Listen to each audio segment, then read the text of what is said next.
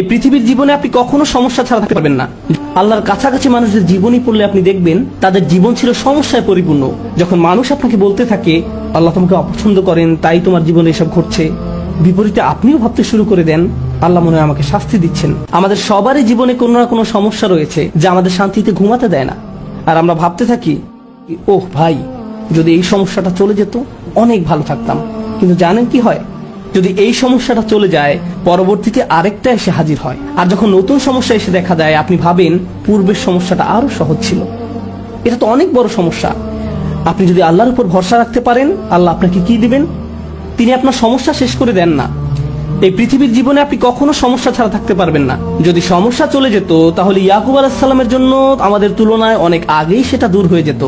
যদি ঈমান থাকার মানে হয় আপনার কোনো সমস্যা থাকবে না, তাহলে মরিয়ম আলাইহিস সালামের কোনো সমস্যা থাকা উচিত ছিল না। রাসূল সাল্লাল্লাহু আলাইহি সাল্লামেরও কোনো সমস্যা থাকার কথা ছিল না। আল্লাহর কাছাকাছি মানুষদের জীবনী পড়লে আপনি দেখবেন তাদের জীবন ছিল সমস্যায় পরিপূর্ণ, বড় বড় সমস্যা। আর আপনি শুধু এই সমস্যাগুলোর কথাই পড়ছেন। আপনি পড়ছেন তারা কিভাবে একটা সমস্যা থেকে আরেকটা সমস্যা জীবন অতিবাহিত করে গেছেন। আল্লাহর একজন মহান রাসূল ছিলেন ইউসুফ আলাইহিস সালাম। তার জীবনের দিকে তাকালে দেখবেন ছোটবেলা থেকেই তিনি সমস্যায় আক্রান্ত ছিলেন। তাহলে আমি এই প্রশ্নটি বারবার করছি, আল্লাহ তাহলে আপনাকে কি দিচ্ছেন? আপনার জীবনের অতি ভয়াবহ সমস্যার সময় যখন আল্লাহর উপর পূর্ণ বিশ্বাস রাখেন, এর বিনিময়ে আল্লাহর কাছ থেকে কি পাবেন?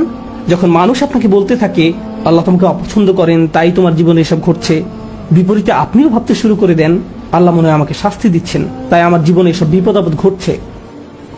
সেই মুহূর্তে যদি আপনি আল্লাহ সম্পর্কে সুধারণা পোষণ করতে পারেন, আল্লাহর প্রতি ভালোবাসা, নির্ভরতা এবং বন্ধন বজায় রাখতে পারেন যে না আল্লাহ আপনাকে কখনো ছেড়ে যাবেন না, এর বিনিময়ে তিনি আপনাকে কি দেবেন?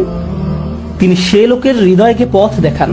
আমি আপনাদের গ্যারান্টি দিচ্ছি, যদি আপনার সমস্যা চলে যায়, যদি সে সমস্যাটা অর্থ সংক্রান্ত হয়ে থাকে, এরপর অর্থ আসতে থাকে, যদি এটা পারিবারিক সমস্যা হয়ে থাকে এবং সমস্যাটা দূর হয়ে যায়, এই দুনিয়ার কোনো অর্জনই সেই একটা গিফটের তুলনায় কোনো মূল্য বহন করে না। আর সেই একটি গিফট হলো ইয়াহদি কলবাহু, তিনি সে লোকের হৃদয়কে পথ দেখান। আপনার অন্তরে প্রশান্তি থাকবে।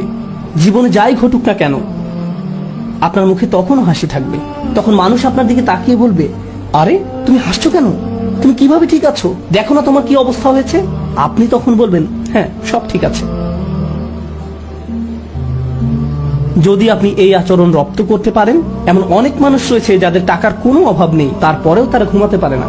আপনার কল্পনায় যেসব কিছু মানুষের জন্য সুখ নিয়ে আসার কথা তার সবই তাদের আছে, কিন্তু তবু তাদের মানসিক শান্তি নেই। তাদের নেই সেটা, তারা নিজেদের উপর খুশি নয়। বিভিন্ন রকম ড্রাগ এবং মদ পান করে, বাস্তব দুনিয়া থেকে নিজেদের সরিয়ে রাখে। তারা বাস্তবতার মুখোমুখি হতে পারে না।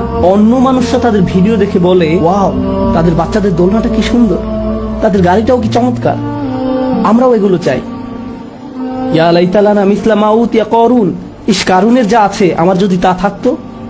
বসের মতো জীবন। পক্ষান্তরে আপনি যদি আল্লাহর দিকে ফিরেন তাহলে তিনি আপনাকে এমন কিছু দান করবেন যা কোনো টাকার অঙ্কে কেনা সম্ভব নয়। খ্যাতি বা জনপ্রিয়তা যা আপনাকে দিতে পারবে না। আর তা হলো ইয়াহদি কলবাহু, তিনি আপনার হৃদয়কে পথ দেখাবেন।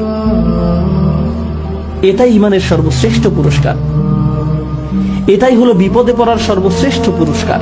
এখন আলোচনার উপসংহারে এসে বলতে চাই, মানুষ অনেক সময় বিভিন্ন সমস্যা আটকে পড়ে। আপনি আটকে পড়েছেন, আমি আটকে পড়েছি। কখনো কখনো আমরা এখান থেকে মুক্তির কোনো উপায় দেখি না। ওই পরিস্থিতিগুলো হলো আমাদের আল্লাহর পক্ষ থেকে সর্বশ্রেষ্ঠ উপহার দেওয়ার একটা উপায়। ওই পরিস্থিতিগুলোতেই তিনি আমাদের অন্তরগুলোকে পথ প্রদর্শন করেন। আমরা যদি কেবল সেই পরিস্থিতিগুলো ব্যবহার করে আল্লাহকে পেতে পারি, আল্লাহর সাথে কথা বলতে পারি, এর জন্য আপনাকে আরবি জানতে হবে না, এর জন্য আপনাকে অনেক বেশি কোরআনও জানতে হবে না। জাস্ট আল্লাহর দিকে প্রত্যাবর্তন করুন আর বলুন, ইয়া আল্লাহ, আপনি তো সর্বশ্রেষ্ঠ পরিকল্পনাকারী। ইয়া আল্লাহ, আপনার মতো কেউ আমাকে ভালোবাসে না, কেউ আমার প্রতি আপনার মতো যত্নবান নয়। এটা কখনোই সম্ভব নয় যে আপনি আন্তরিকতার সাথে আল্লাহর নিকট হেদায়েত কামনা করবেন আর তিনি আপনাকে ফিরিয়ে দেবেন। আপনি যদি আল্লাহর কাছে একটা গাড়ি চান, তিনি হয়তো আপনাকে তা নাও দিতে পারেন। একটা বাড়ি চান, তিনি হয়তো আপনাকে তা নাও দিতে পারেন। আপনি যদি তার নিকট আপনার রোগ ভালো করে দেওয়ার জন্য দোয়া করেন, হয়তো তিনি ভালো করবেন অথবা ভালো করবেন না। কিন্তু একটি বিষয়ে নিশ্চিত তিনি আপনাকে দিবেন, যদি আপনি আন্তরিকতার সাথে প্রার্থনা করেন, আর তা হলো হেদায়েত। তার সন্তুষ্টিপ্রাপ্ত বান্দাদের দলে চলার পথ, গাইডেন্স, তিনি আপনাকে এটা দেবেন। আর যখন তিনি আপনাকে এটা দান করবেন তখন এমনিতেই অন্য সব সমস্যার সমাধান হয়ে যাবে। আল্লাহ তাআলা আমাদেরকে সেসব মানুষদের অন্তর্ভুক্ত করুন যারা সত্যিকার অর্থে তার নিকট হেদায়েত চায়, আর আমাদের জীবনের সকল সমস্যাগুলোকে তার কাছাকাছি হওয়ার মাধ্যমে পরিণত করুন, যেন তার নিকট থেকে আমরা হেদায়েত পেতে পারি।